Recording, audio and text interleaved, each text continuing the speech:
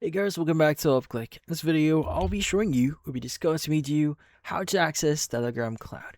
But first, check a special offer in the description. So, let's get started.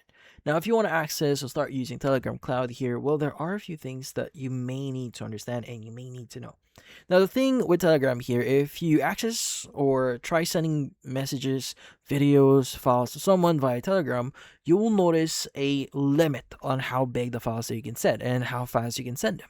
So typically, if you go to one of the group chats here, and click on the file button at the bottom right, it will give you the option to choose a file and basically send it. Now, you can also choose the file option here to search for files inside your account or inside your phone here to send to a group, which is a great thing.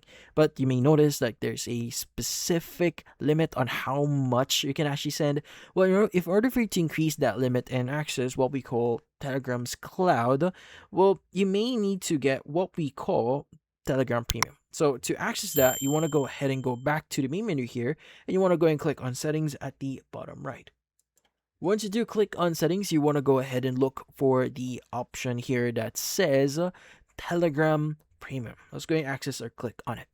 Now, in here, if you scroll down a bit, you should see the unlimited cloud storage. Now, if you read through the premium or perk here for Telegram Premium here for their unlimited cloud storage, you'll be able to get 4 gigabyte per each document. So as long as the document is around 4 gigabyte, you'll be able to send that to someone or to a group, which is a great thing here. So basically, if you want to share a cool file or a cool project via Telegram, you'll be able to send or use 4 gigabyte files, which is a huge thing here.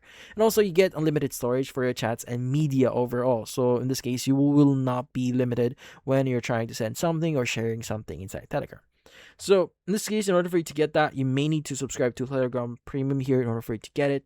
Now, that's about it. So, if you found this video helpful, hit the like and subscribe button and watch our next video.